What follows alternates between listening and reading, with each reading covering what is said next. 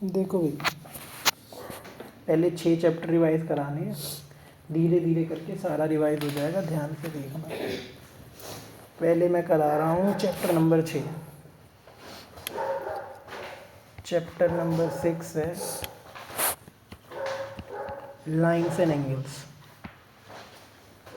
ठीक है, lines and angles सीखने के लिए आपको ये चीज़ सीखनी कि दो लाइनें जो कभी भी एक दूसरे को इंटरसेक्ट नहीं करती, जितना भी चाहे उतना एक्सटेंड कर लो, वो दोनों लाइनें क्या होती हैं? पैरेलल होती हैं। क्या होती हैं? पैरेलल होती हैं। तो ये दोनों लाइनें क्या हैं? पैरेलल। और ये पैरेलल का सिंबल है, एल पैरेलल है एम के। कोई भी लाइन जो दो लाइनों को कट करती है वो कहलाती है ट्रांसवर्सल। ठीक है, तो दो लाइनों को कट करने वाली लाइन क्या कहलाती है? ट्रांसवर्सल। अब पैरेलल लाइंस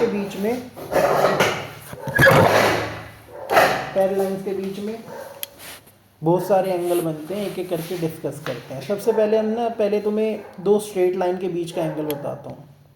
एक होता है vertically opposite angle. Vertically opposite angle कैसा होता है? ऐसा, दो स्ट्रेट लाइन कटी, तो ये जो V बन रहा है ना, आमने सामने जहाँ V बन जाए स्ट्रेट लाइन पर, वो होते हैं वर्टिकली अपोजिट। तो एंगल 1 बराबर है एंगल 2 के वर्टिकली अपोजिट एंगल। बच्चे कहेंगे सर ये तो फिर ये वाला भी बन रहा है, ये भी V है और ये भी V है, तो 3 बराबर है 4 के। तो एंगल 3 बराबर है 4 के। ये भी क्या है? Vertically opposite angle. एक और याद करने का तरीका है, बहुत पहले कार्टून आया करता था, अभी भी आता होगा शायद, बेन 10 की घड़ी वाला। उसमें ना उसकी घड़ी के ऐसा निशान होता है जो वो मारता है। ठीक है, तो भैया ये निशान जहाँ तुम्हें दिखे स्ट्रेट लाइन के बीच में क्या होते हैं? Vertically opposite angle. याद करने का तरीका है, ऐसे करना है, ऐसे कर लो, इससे पहले जैसे कहा है वैसे कर लो। ठीक है, वर्टिकली अपोजिट के बाद हम सीखेंगे ऑल्टरनेट इंटीरियर एंगल। देखो एक होता है ऑल्टरनेट एक्सटीरियर, बट वो करने की जरूरत नहीं है, इंटीरियर से सारे क्वेश्चन हो जाते हैं। भाई जहाँ पे दो पैरेलल लाइन के बीच में ऐसे बन गया Z, ऐसा Z मतलब जिगजैग, ऐसा Z, उल्टा Z, ठीक है, या लेटा हुआ Z,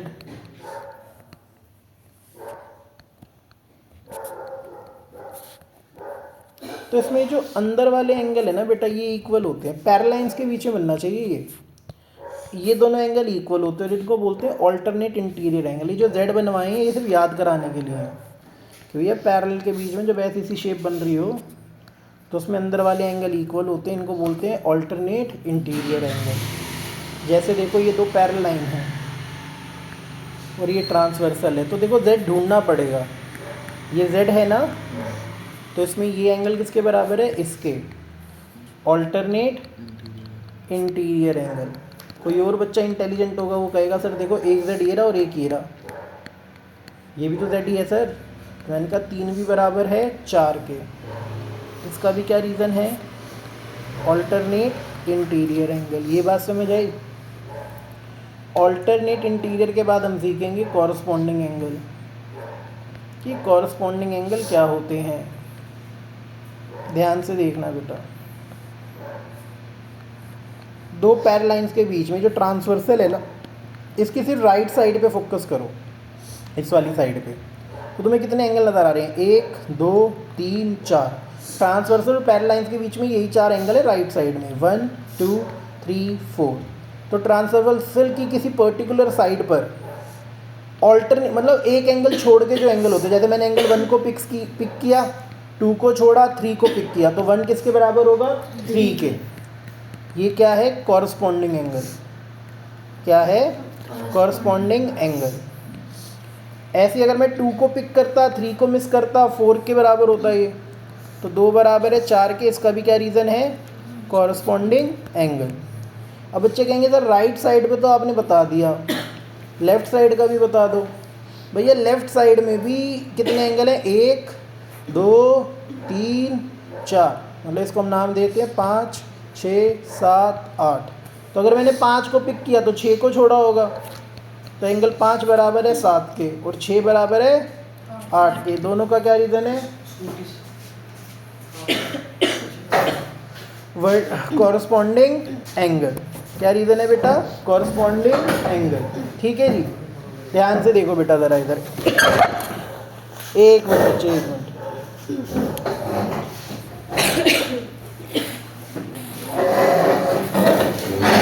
ठीक है, बस बस बस बस, ठीक है, ये है कॉरस्पॉन्डिंग एंगल।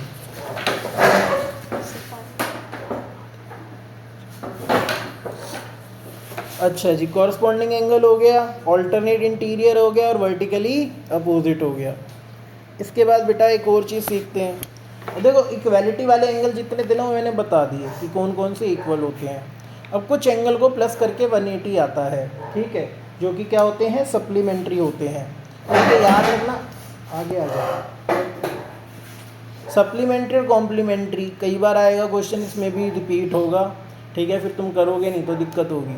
सप्लीमेंट्री का मतलब होता है ऐसे एंगल जिनका सम क्या हो? 180। ठीक है, कॉम्प्लीमेंट्री का मतलब होता है ऐसे एंगल जिनका सम क्या हो? 90 डिग्री। इसके ऊपर क्वेश्चन है भैया बहुत सारे। ठीक है, एक एक नंबर में आएंगे, फिर नहीं कर पाओगे तो ध्यान देना ज़रा। ठीक है, अब हम सबसे पहले देखेंगे दो पैरेलल लाइन है, इनके बीच में ट्रांसवर्सल है, इनके बीच में कभी भी ऐसा साइन बन जाए सी उल्टा सी, यू उल्टा यू, ठीक है, तो इसमें अंदर वालों को प्लस करके क्या आता है? 180। ठीक है, अंदर वालों को प्लस करके आएगा 180। ठीक है, तो ये हमारा भैया सी बन रहा है पैरेलल के बीच में, तो इन दोनों को जमा करके मतलब सम करके क्या आएगा? 180 डिग्री। एंगल 1 प्लस एंगल 2 कितना हो गया? 180। ऐसे भैया ये भी सी बन रहा है उल्टे वाला, तो इन दोनों को भी जमा करके क्या आएगा? 180। तो एंगल 3 प्लस एंगल 4 कितना बन गया? 180। दोनों का क्या रीज़न लिखोगे? को इंटीरियर एंगल। क्या बोलते हैं इनको? को इंटीरियर एंगल्स। लिख लेना भैया, को इंटीरियर एंगल्स। ठीक है, इसके बाद हम सीखेंगे भैया, एक मिनट रुको ज़रा, ओए होए, एक मिनट बेटा, एक मिनट।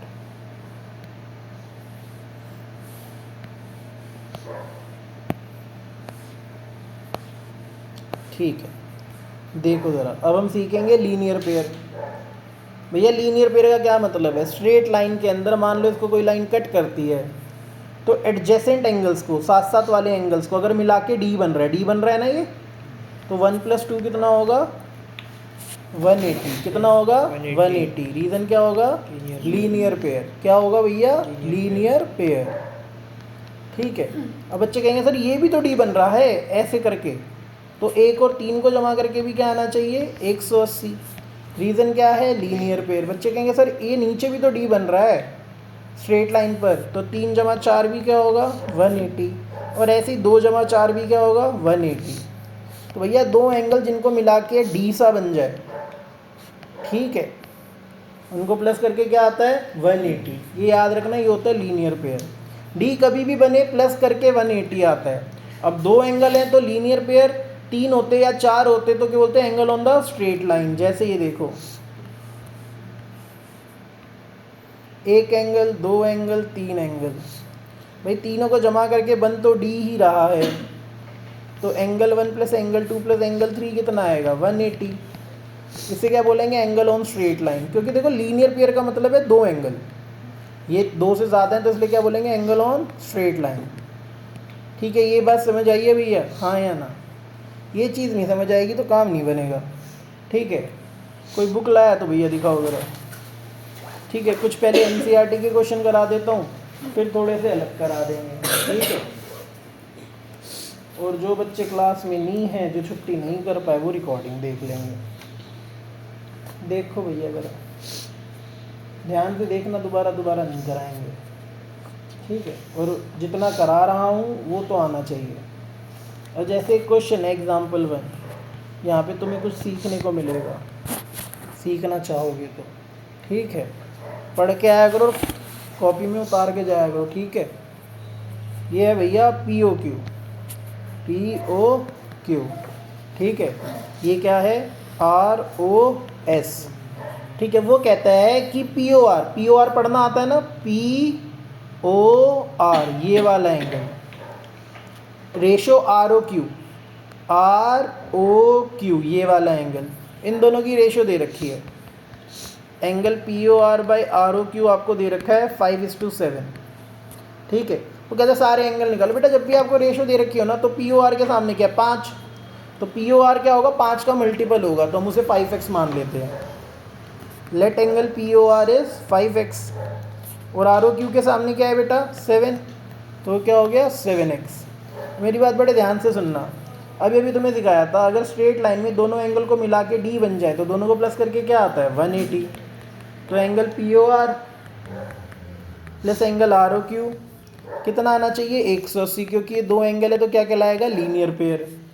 पी ओ आर कितना था 5x, आर ओ क्यू कितना था 7x, 5 और 7 कितना होता है भैया 12x। 180 डिवाइड करेंगे ये आएगा 15, x की वैल्यू 15 आ गई बेटा। तो पी ओ आर क्या हो गया 5 × 15, पी ओ आर कितना हो गया 5 × 15 कितना हो गया 75। आर ओ क्यू कितना आ गया 7 × 15 105। अब खुद बताओ पी ओ आर किसके बराबर है, क्यू ओ एस के, वर्टिकली अपोजिट एंगल। तो ये भी कितना हो गया 75, वर्टिकली अपोजिट एंगल। ऐसे बेटा आर ओ क्यू किसके बराबर है, पी ओ एस के, same reason, vertically opposite angle. ये बात समझ आई है, ठीक है। ये हमारा पहला क्वेश्चन था। इसका जो एग्जाम्पल 2 है वो बहुत इंपॉर्टेंट है, याद रखना।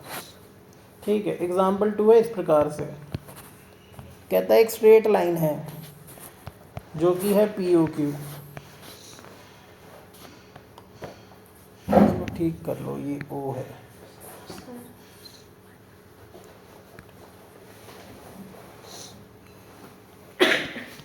पानी पीने जाना, बिना शोर किए चली जाता। देखो भाई इधर वो कहता है एक स्ट्रेट लाइन है पी ओ क्यू और ओ एस उस पर बना हुआ है। अब आपको ये दिख रहा है एंगल पी ओ एस ना बाइसेक्टर है, पी ओ एस बाइसेक्टर है, पी ओ एस का बाइसेक्टर है, सॉरी पी ओ एस का बाइसेक्टर है O R, P O S का बाइसेक्टर क्या है O are.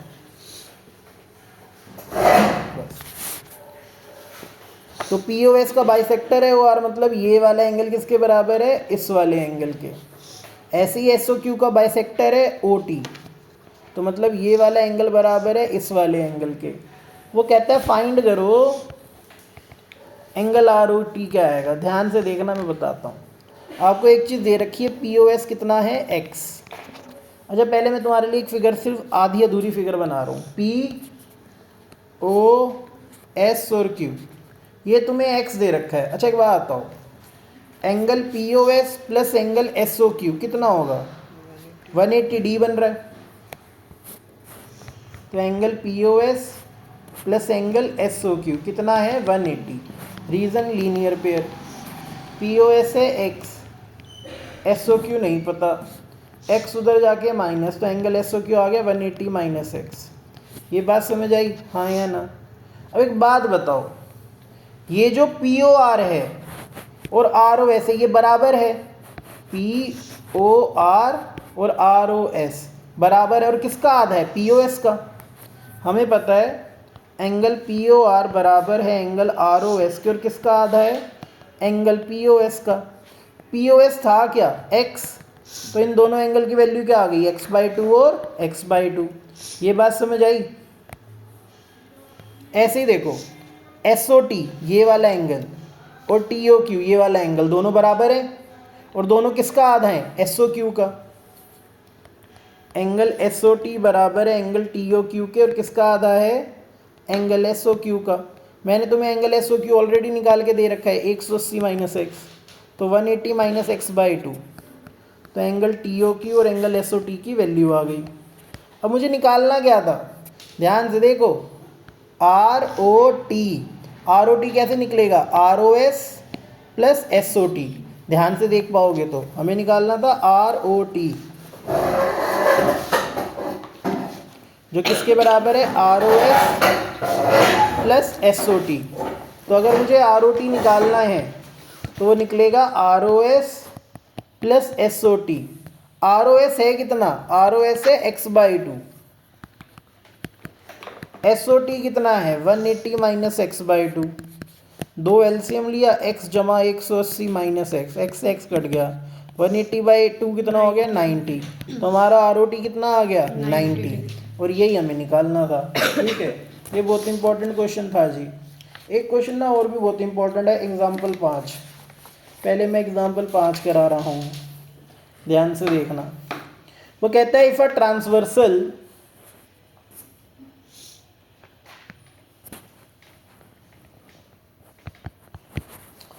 Transversal intersect two lines, हमें नहीं पता ये दोनों लाइनें पैरेलल हैं या नहीं, ये ट्रांसवर्सल है। ठीक है, पर हमें ये पता है इसके corresponding such that the bisector of a pair of corresponding angles, मतलब अगर ये कॉरस्पॉन्डिंग का मैं बाइसेक्टर ले लूँ, ये वाला और ये वाला, तो वो कहते हैं ये दो लाइनें पैरेलल हैं, ये वाली लाइन पैरेलल है इस वाली लाइन के।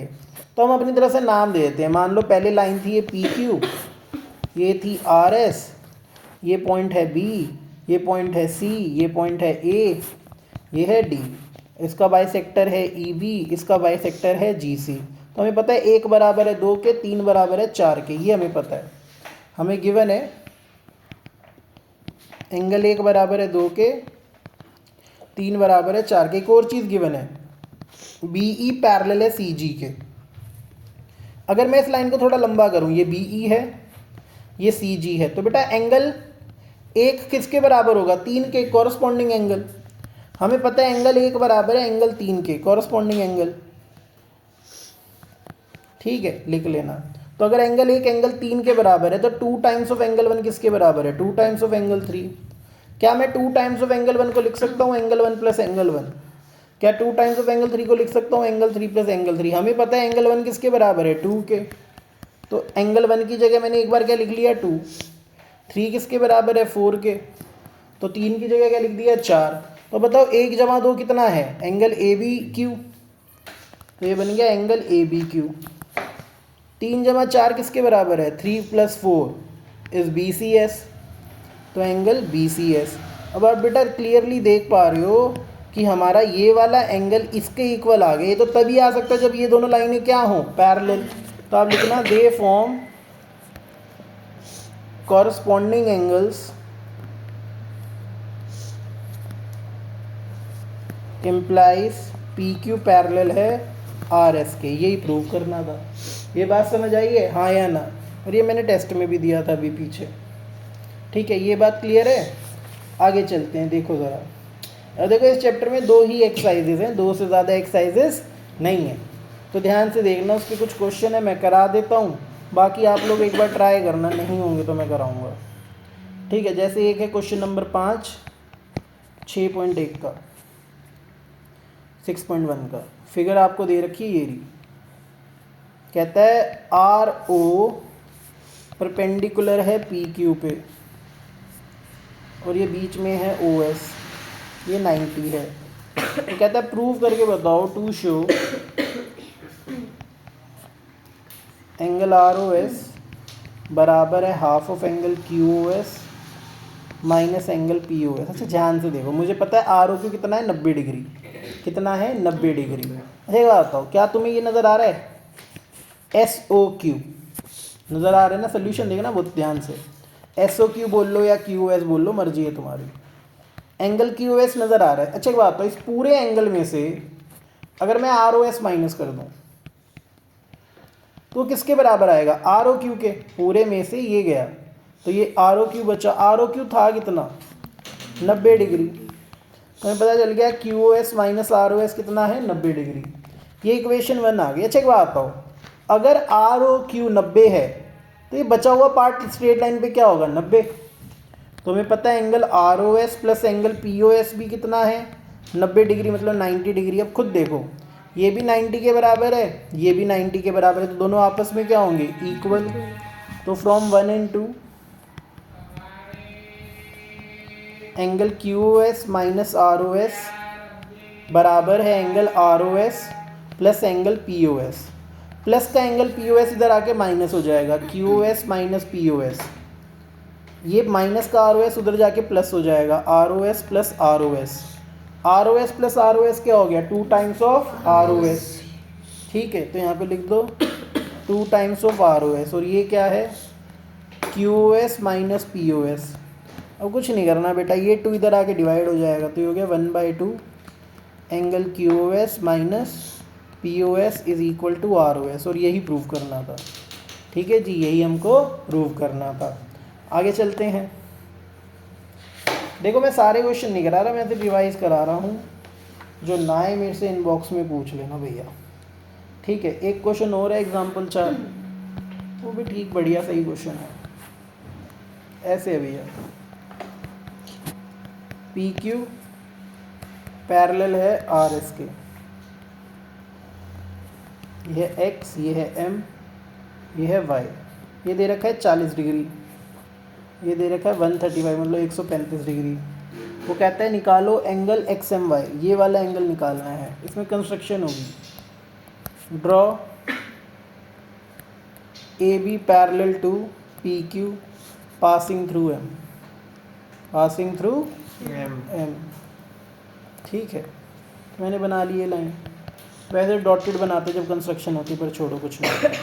अब मुझे पहले दे रखा था पी क्यू पैरेलल है आर एस के, और ये लाइन मैंने और पैरेलल बना ली। अब देखो इनके बीच में क्या बन रहा है, सी बन रहा है। मैंने कहा था जहाँ पे भी सी बनता है पैरेलल लाइन के बीच में, उनको प्लस करके क्या आता है 180। Reason co-interior angle. तो एंगल क्यू एक्स एम दिख रहा है भाई तुझे, angle Q X M plus X angle X M B बराबर है 180 डिग्री के।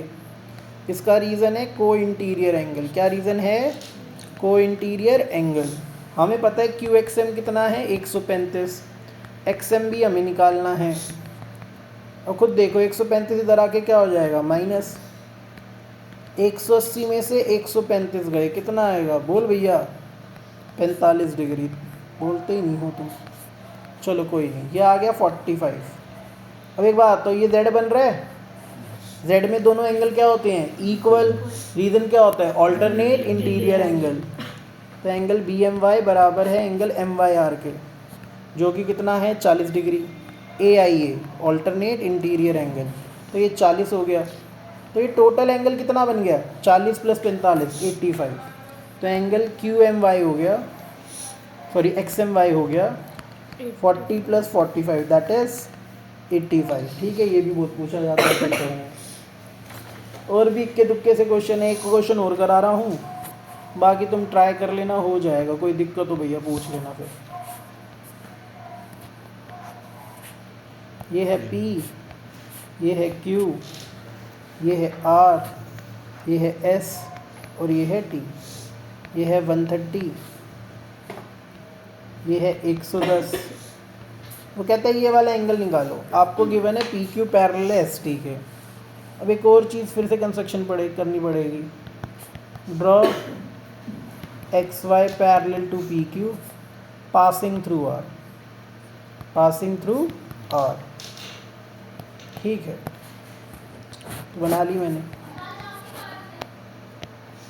अब सिंपल सी बात है, ध्यान से देखना। आपको दिख रहा है ये लाइन पैरेलल है इस लाइन के, तो ये सी बन रहा है। तो सी में अंदर वाले एंगल्स को प्लस करके क्या आता है 180। तो angle T S R plus angle S R Y. S R Y मतलब सॉरी, जो तुम अपन रिजल्ट देख के बोलते हो पेरेंट्स को। ठीक है, तो ये कितना आना चाहिए 180। ये हो गया को इंटीरियर एंगल।